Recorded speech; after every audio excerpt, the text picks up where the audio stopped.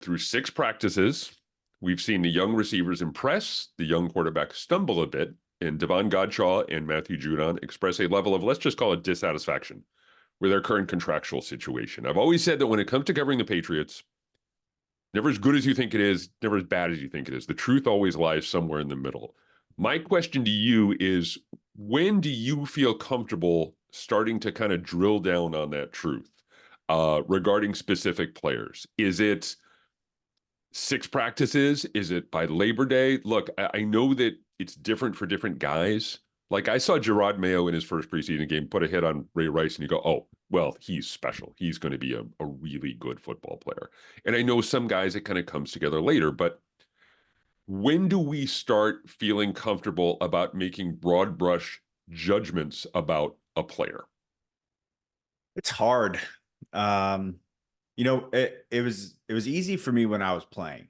I could be around a guy or defensive, offensive player, be in practice with him, be in preseason, be in like game like scrimmages or game like situations in practice, especially during training camp, and be like, that guy can play.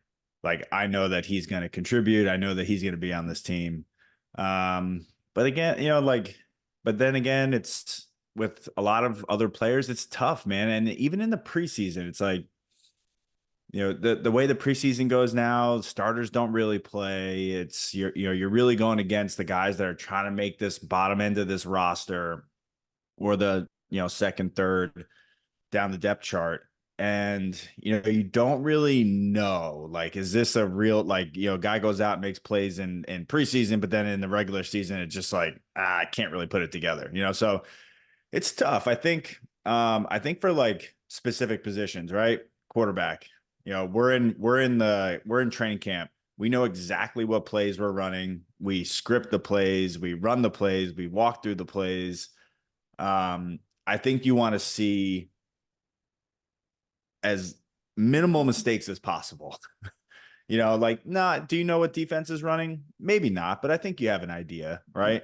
So I think you want to see that. You don't want to see a ton of interceptions. You don't want to see a ton of missed throws. You want to see a lot of this stuff is scripted for success. So for Drake, for Jacoby, for any of the quarterbacks, right? You want to see them do well in those live periods, those 11 on 11s, the 7-on-7 stuff. I mean, the one-on-ones, like, you'd love to see all completions, but like, that's a kind of a more of a wide receiver, DB fight the entire time. So again, it's like, I don't know. I don't really have an answer to that question. I think it's more of like, hey, let's get into the regular season. It's so hard in training camp because everyone's competing their ass off and they're fighting against each other. Everyone's tired at some point. Like we're getting into that part of training camp where it's like energy was high, padded practices. We're feeling really good about ourselves. And then it's like, okay, like we still got like 3 more weeks or 2 more weeks before we get to the regular season. So I think, listen, Gerard probably has a really good idea of, and that whole staff has a good idea of what that 53 is going to look like this year. There's probably a few guys that are like those toss-up guys, but I think once we get into the regular season, and few games in, we're really going to have a better understanding and a better idea of what type of team we're going to have and what type of players, especially for these young guys. A lot of people up here are in a panic about Drake May and the fact that he had 2 practices where he was less than perfect. Just put it that way. There were some good throws, there were some bad throws. The first 4 practices were pretty good. The last 2 in pads, he made some bad decisions and looked a little sloppy and looked like, for all the world, looked like a rookie. My whole argument here with May, he is exactly. Well, people think, well, okay, he's the number 3 pick. He's going to be, he's instantly, they're going to flip a switch and he's going to be slinging touchdowns all over the place. Conversely, Jacoby has looked like you would expect Jacoby Brissett to look. Yeah. Like just spot on with just about everything over the course of the first 6 practices. And people are saying, well, it looks like they're going to have to start Jacoby. Well, yeah, you're going to start Jacoby for 2 reasons. My argument there is twofold. Jacoby Brissett is basically an extension of ABP. And you need someone like that out there if you want to get a new offense off the ground, they have the share a football brain fundamentally. And so you want to have your quarterback knowing exactly what the OC wants and vice versa. The other thing too is you want to do everything you can to set your young quarterback up for success. Yep. You want to make sure the offensive line is set. You want to make sure that the skill position guys are set. So what's the harm in sitting him for the first month, 2 months of the season? Because he's going to be the starter by the end of the year. He should be the starter by the end of the year. Sure. But it's just the daily drama around Drake May is getting to be Yeah. a I bit mean, much. but we knew that. But Yeah.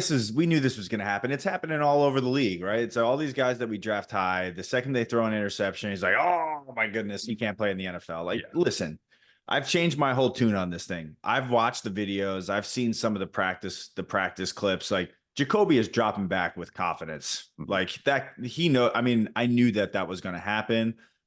I have a lot of faith in Jacoby. I think that he's a very good player. I think that he can lead this team to 8 or 9 wins this season. Mhm. I depending how Drake kind of finishes this preseason, depending on how he does, we can't, there's no harm in just sitting the kid. It's like, yeah, we drafted him, we drafted him with our first round. Like, don't fall into this world that like we need to play this kid. Like, let him learn. He is a rookie. He's gonna make mistakes. You want him to make mistakes in training camp, or do you want him to make mistakes in real game and like ruin his confidence? And now all of a sudden, 2024 draft, 2025 draft, we're drafting another quarterback. Let's not go down this road, right? Let Jacoby play. Let the kid learn. And if Jacoby struggles and Drake all of a sudden, like in a month or 2 months or whatever it is, and we're into November and Drake's like his confidence is high, he's really playing at a high level, dude, let the kid play. Let him get in there and get some live game reps. Like, at some point we're gonna see him, Yeah. right? Yeah. Like that's gonna happen. That's inevitable. But let's not throw him out there to into the fire and just have like these unrealistic expectations that this guy is going to be like number 12, right? That's just not going to happen. And you're going to see it across the league. Caleb is going to make mistakes. JJ McCarthy is going to make mistakes. Yeah. Jaden. The other kid that went to Washington, Jaden Daniels. Jaden, gonna make mistakes. Like, we're not going to sit here and say these guys are like, they're going to be perfect quarterbacks. Like, all these rookies are going to go through a process of like learning how to play in the NFL. Like, it's all like, listen, training camp is one thing. You get into that first game in the regular season, dude, that is live bullets and things are flying around faster than you've ever seen before. Jacoby's ready for that, Mhm. right? Like, put him out there, get him ready. Let the team know that he's going to be ready for that, right? And then let's move forward and keep progressing with Drake. Let the kid build some confidence. He's going to make mistakes. So everyone out there in Patriot land, relax. Two more quarterback points. First of all, let's say that Joe Milton has exceeded expectations, at Oh, least when it comes to a 6th round pick. okay. He has moved ahead of Bailey Zappi on the projected depth chart, and Zappi is fundamentally the cleanup guy at this point. Zappi yesterday, Tuesday, did not get any reps in 11 on 11 work. Joe Milton got reps in 11 on 11 work, and I'll say this too about Milton: the big arm is there, Yeah. and the consistency, you could kind of see it when it comes to the short and intermediate stuff. Right. That ball gets on you awful fast, though. Yeah. I mean, he's never You're had to running do it. wide receiver running it out like that. Yeah. I mean, he probably averaged 30 yards down the field in Yeah. college, right? Like, he's never Yeah. had to make those throws. So, he's going to be one of those guys. I mean, I remember, EJ Manuel, Colin Kaepernick, those guys that I played with early on in their season, those 5-10 yard passes across the middle, that ball was like, they were trying to throw it through you. They had to learn how to, place it, take a little off it, be a quarterback. Right. Yeah. So, I mean, I'm glad to hear that he's exceeding expectations, and who knows? I mean, I apologize to the kid on how I felt about him earlier. It's, you never know what type of player he's going to develop into. I think those are the things. He's got to learn how to be a quarterback in the NFL. Like, everyone knows you can throw the ball 70 yards down the field. Yeah. But that's not realistic. That's not the NFL. We don't do that. It's a lot of it's in between the lines, 10, 15 yards, 5 yards, check downs. Like, that's the way the game is played. And then, we take a shot, maybe 4 or 5 times a game. Right. Yeah. So that's where he's got to learn. He'll be a fantastic practice squad quarterback. Yeah. Yeah. He'll be And great. it's a developmental year for him. It's Totally. fundamentally a developmental year for him to get used to playing in the National Football League. But that being said, again, it's not always there. They do this throwing drill from like 10 yards away and you got to hit the net. Yeah. And Jacoby, Drake May, Zappy, and Joe is kind of struggles from time to time. Yeah. But you can see it there. You can see it kind of growing and developing again. He just needs a year to kind of, get used to it. Judon and Godshaw are not happy with their contracts. I'm not going to ask you about the specifics regarding their contracts, overpaid, underpaid, trade him, keep him, whatever the case may be. I'm curious, and we talked to some guys about this after practice yesterday. Is that ever a discussion point in the locker room? Are contracts a discussion point in the locker room? Is money ever talked about? And if so, how is it handled?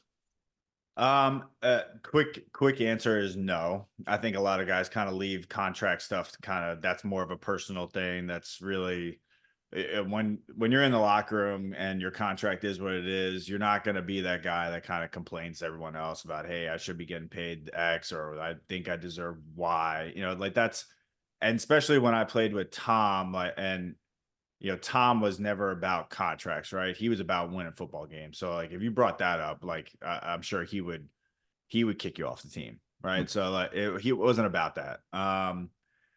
It's tough, man. I mean, listen, these guys, I'm all about guys wanting to go out and get what they're worth and what their value is. I think Matthew is a phenomenal player and a crucial player on that defense. I hope that there's a path to getting something done for him, whether that's in the signing bonus, something else where like, hey, like we can't do this, but we can do this for you, right? So just to make him happy, man. I mean, that's going to be a captain of your football team, right?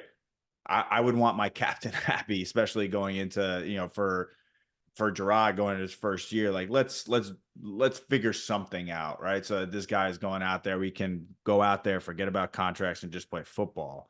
But listen, every single year, there's a few guys that this is kind of comes up, and this is an issue, and something you just have to kind of figure out and work through. And Robert and that staff always do, I think, a very good job of handling those situations. So I'm sure at some point something will get figured out.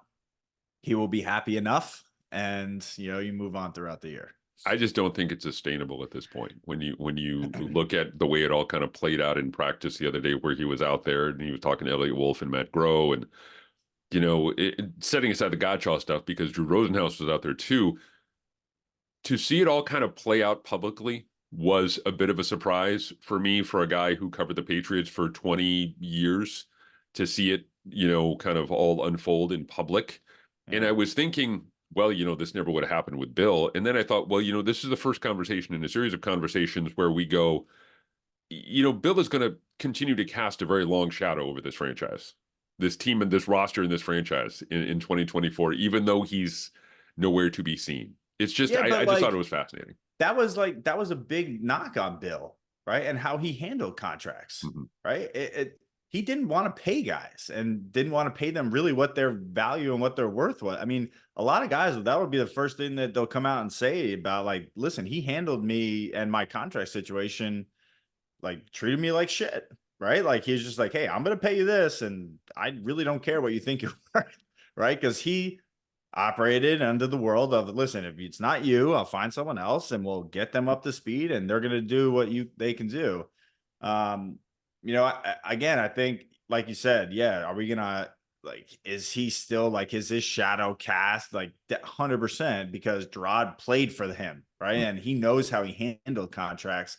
I think Gerard's just going to have to kind of establish his own identity of, this is how I'm going to handle it. This is how I'm going to be with my players. And whether or not he's going to, set some boundaries and some expectations of how he's going to deal with these things, I don't think we really know yet. So, like you got to let the rest of the camp unfold and kind of see how this thing happens. There's a lot of stuff that goes on behind closed doors and a lot of conversations that we don't really know about. So, they could be really working towards something. Who knows, right? So, I would say in a couple of weeks we'll probably have an answer before the start of the season. it was interesting to talk to Gerard and ask him kind of procedural questions about contracts and guys, and he deferred to Elliot Yeah, on he a doesn't couple want to of deal with that. what's that? He doesn't want to deal with that Yeah, yet. Like, yeah, but it was just interesting because you had the feel he was deferring because he's a rookie coach too, and look, he doesn't know what he doesn't know quite yet, and that's all part right, of the learning process. But you could right. ask Bill those questions, and if he was a little forthcoming, he could give you some details specific to contract, not specific to contracts, I shouldn't say that, but Yeah, just kind of all the BS that goes on that maybe another coach doesn't necessarily handle. I'm yeah. curious if you who did your guy negotiate with when he went in there to talk about a deal? Was he talking to Bill? Was he talking to Nick? Nick. Okay, Nick was the guy who But handled the contract Nick stuff. was an extension of Bill. Okay. Like Bill made all the decisions. Mm-hmm. Nick did a lot. Nick did the crunching and he did all the numbers and he really had. I mean, I think Nick had the power to offer certain things, but Bill at the end of the day did all that stuff and he knew how to do it, right? I Mm-hmm. mean, he was a general manager of the football team, so I think Gerard and what he's doing right now is he's focusing on being a coach, man. I mean, he's focused on his team, and I applaud him for just like not dealing with it. Push it off to Elliott because that's what Elliott was. What you brought Elliott here for, right? That's what he does. That's his job. Let the GM be the GM, right? Let that happen, and you be the coach. And then as you grow and as you mature as a head coach in this league, like sure, you can take on more responsibility, but like across the league, man, like head coach is coach and GM's GM, right? So that's really like let's separate these things and focus on what we're both good at. As long as we have a common understanding of what we're trying to accomplish and like, hey, I want this guy here, or I don't really care, right? Like that's really that's how that relationship should be. But obviously it was a lot different when Bill was there. So, I think we just have to figure out how Gerard's gonna, micromanage some of these situations. Are you surprised at all that Bill and Gerard haven't really spoken since January or since Mayo first took the job? um, I'm not that yeah. surprised, but it was still interesting to hear Gerard talk about it this week with Kay Adams. Yeah, I guess it does surprise me a little bit. Um, just because Gerard played for Bill, right? And Bill always spoke so highly of him and what type of player he was for him. I would have maybe thought that he would be kind of you know, a phone line for him, like, hey, if I needed some help or I needed advice on something or not. But again, like Gerard might not be seeking that, right? Maybe he's like, hey, I want to do this myself. I don't really need your help. I'm gonna do it my way. It's not a slap in the face to Bill or anything like that. I think it's just this is my thing now. I don't want to do it your way. I'm going to do it my way, and I'm going to see how I can do on my own here, right? And I think that's acceptable though because he's not the coach anymore. Yeah. Gerard is the coach. Like, dude, this is your team. You got to make it your team. Like, we got to remove. Like, Bill is always going to be remembered as a Patriot head coach, but he's not anymore. So, like, do it your way. This week we also saw the first fist fight of the summer. It really wasn't a fight. It was a scrum, guys pushing and shoving. I think it was the first day in pads. Okorafor versus Uche. Uche was tossed out of practice. Were you ever in a training camp scuffle? I've been in I've been in my fair share of scuffles. In New England, I tried to stay away from them because Bill is so if you fight, you're out. So I mean, listen, pushing and shoving and getting in people's faces, I mean, that's all part of training camp. I mean, I remember my first year in training camp with New England and or no, it was my second year. We just signed Stephon Gilmore and Jules was out there. I mean, I Jules remember that one. Jules fought but like, dude, it was like the first day of pads. And Jules, I mean, the helmets came off.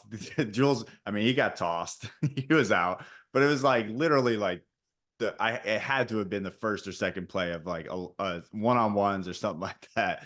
And that stuff it just like I enjoyed that competitive, as long as like, dude, we weren't trying to hurt the other person. Like pushing and shoving, that stuff's gonna happen, man. And especially, it always happens with the big boys. I mean, those defenses going too hard, offensive players pushing after the, whatever. I mean, those guys are battling every single day. I kept my distance because I never wanted to get involved with the 300 pounders.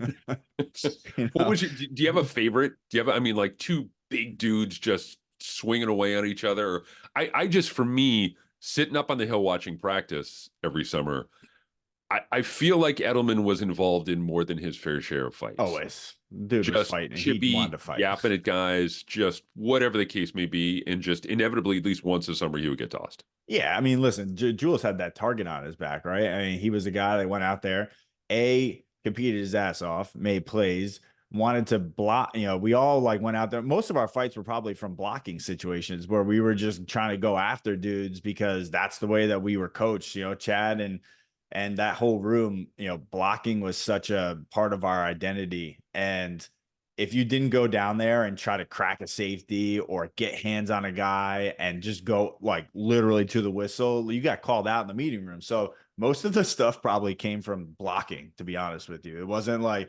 route running or anything like that. It was probably we got tied up with someone, try to take him to the ground, and then there's a little scuffle. I don't really remember like anything crazy happening. It's just like when those big guys get going, man, like I mean, you want to keep your distance. You don't want to be involved in that, dude. Because you just never know. Yeah. You see those little guys that like go into the pile and like try to like protect their guys. I'm like, dude, just stay out of there. Like it's gonna be over.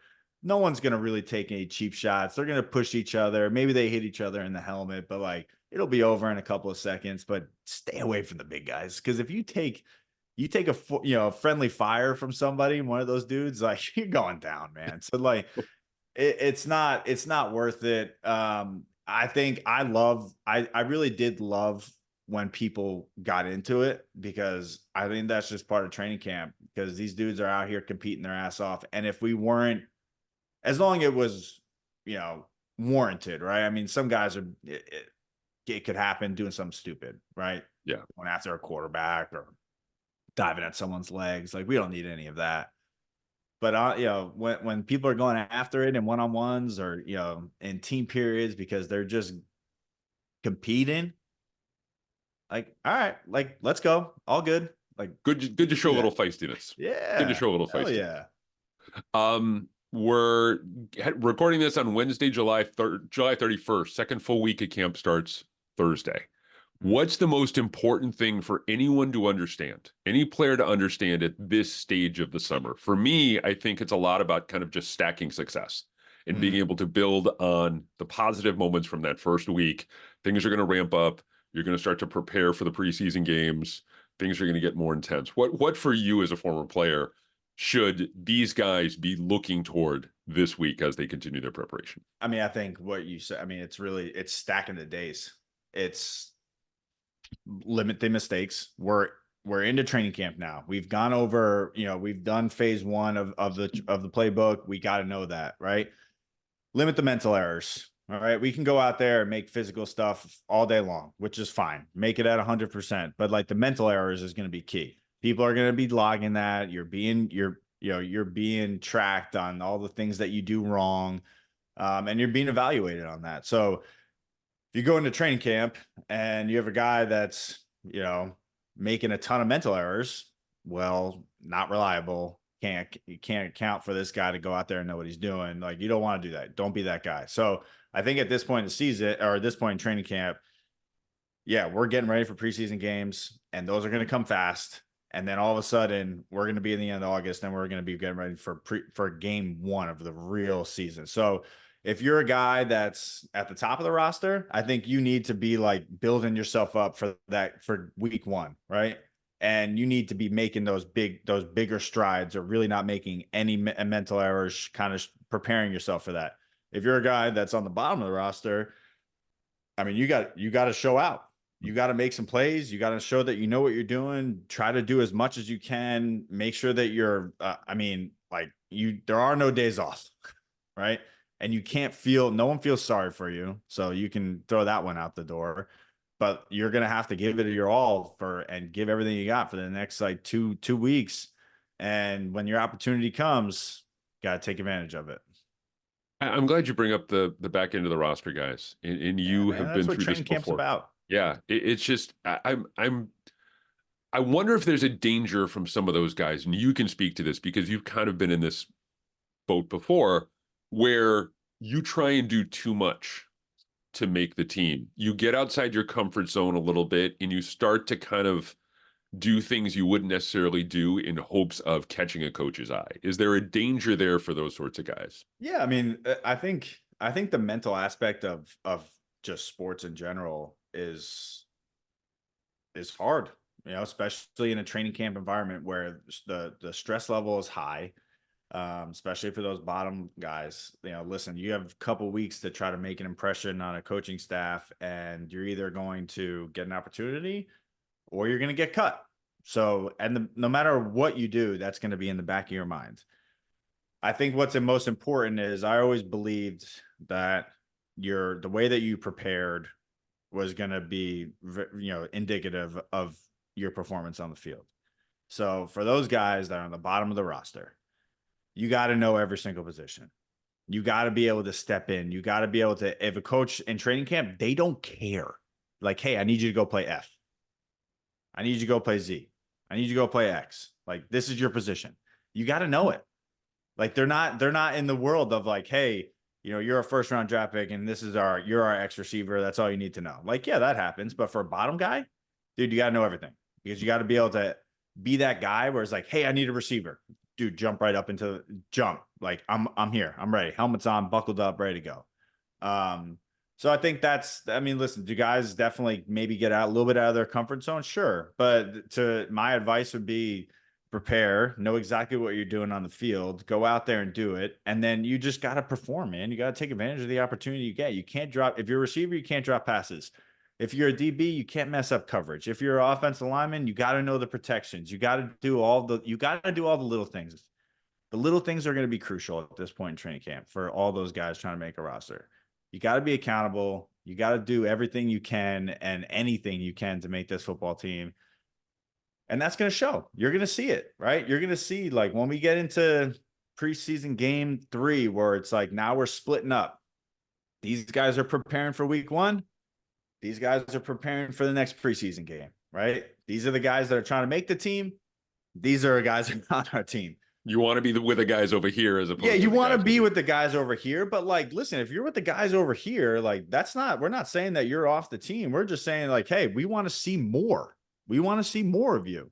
And like that 4th preseason game, when you get your opportunity, whether it's 2 quarters, 3 quarters, or hell, you're playing the whole game, like, we don't care if you're tired.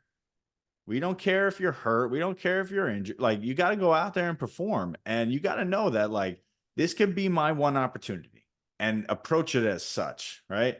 Because guess what? That fourth preseason game, you get in for 2 quarters, you're playing offense, you're playing defense, you're playing special teams, you're on all 4 phases. Like, dude, it's going to be the most exhausting game of your life, but it also could be the most beneficial game of your life. And you could make an impression on this coaching staff, and you can make plays, and you can say, hey, I earned my spot on this roster, or you earned a spot in the practice squad. Like, that is a accomplishment in itself. And I don't think people really give that spot enough credit, because those guys are going to prepare like they are playing in a football game every single week.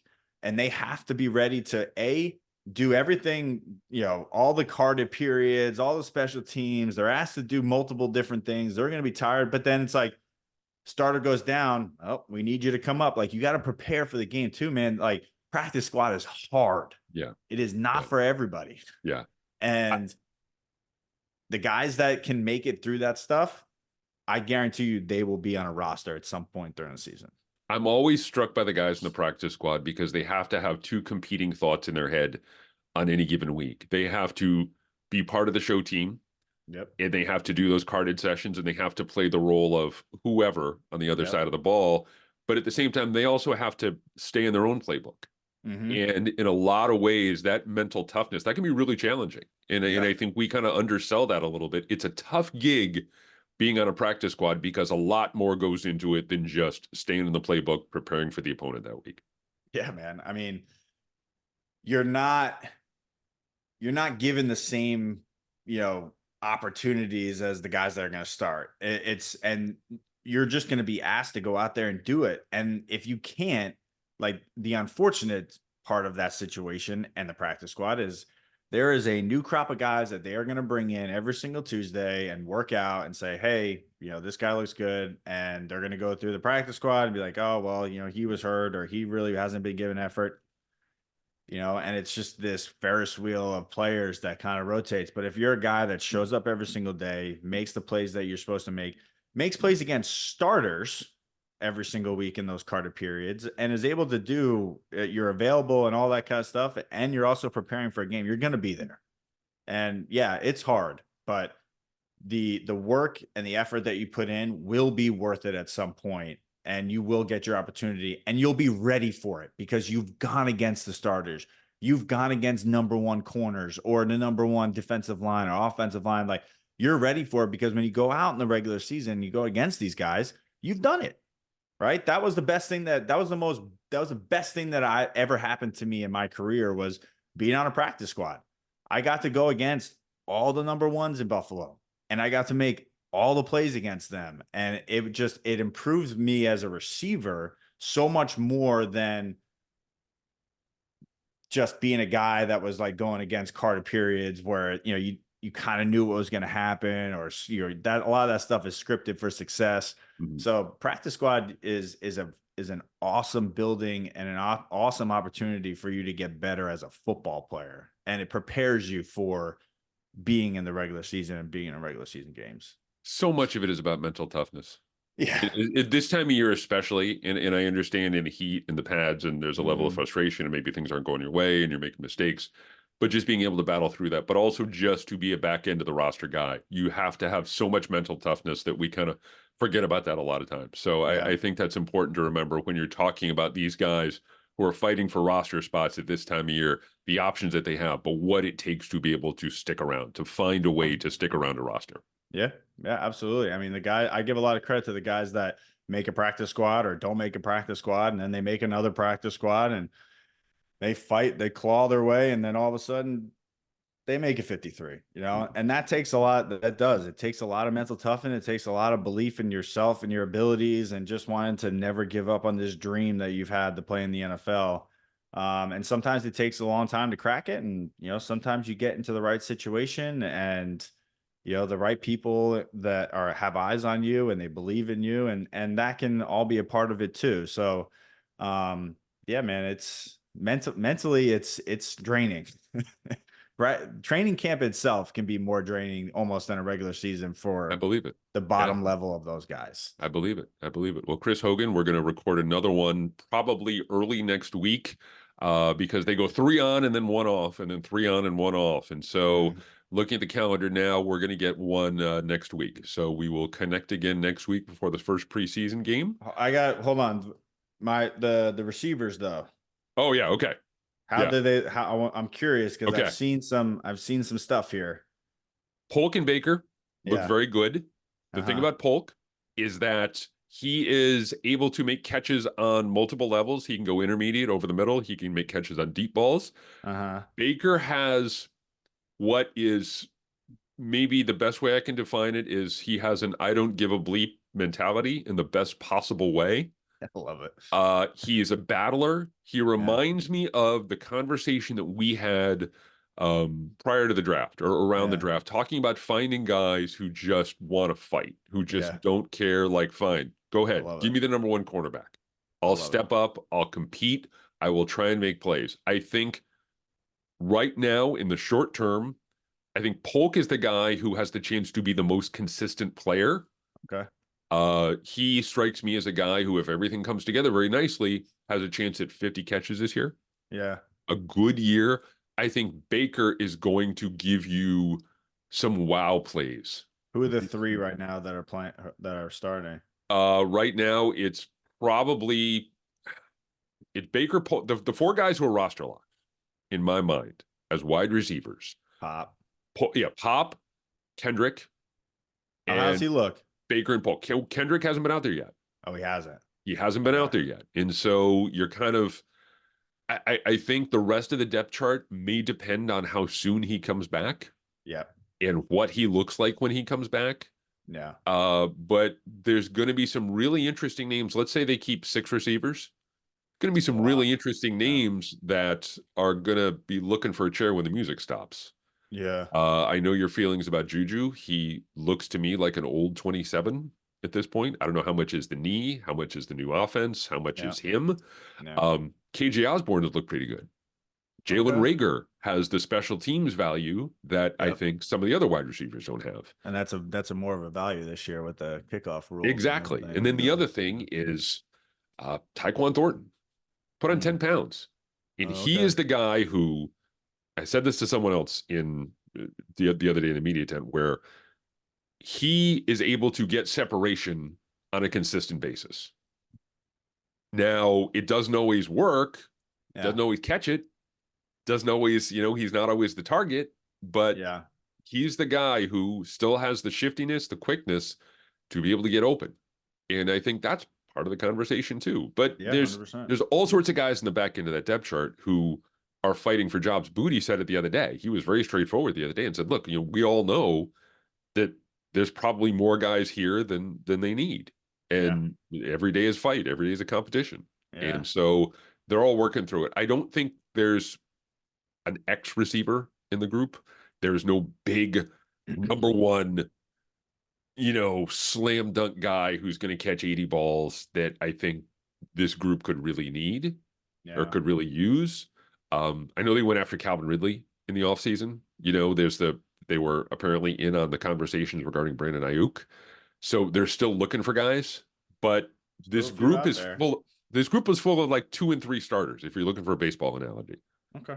who might be able to kind of put something together where, it could be interesting this year. But the rookies, and hey, I texted you the other day. I said, the rookies are looking good. And you Yeah. came back like, okay, well, Do it. let me know how they Do it go in in a month or October, two. Gotta It look is. good. It's gonna be really fascinating to see the way things kind of all shake out for this group. So All right. I'm a glasses half full guy. I'm a relatively optimistic guy, but you mentioned it before with the rookie receivers. When Labor Day comes around, those real bullets start flying. Yep. It's you really get to see who's who and who can Yep. play in this league. And I'm holding off, kind of circling back around to our top question. I'm holding off on making some of those broad brush judgments about guys until, you know, post Labor Day. I'm with But you we'll on that see. one. I'm with you. All right, sir. Once again, I appreciate our time. Take care, and we will talk again very, very soon. All right, brother.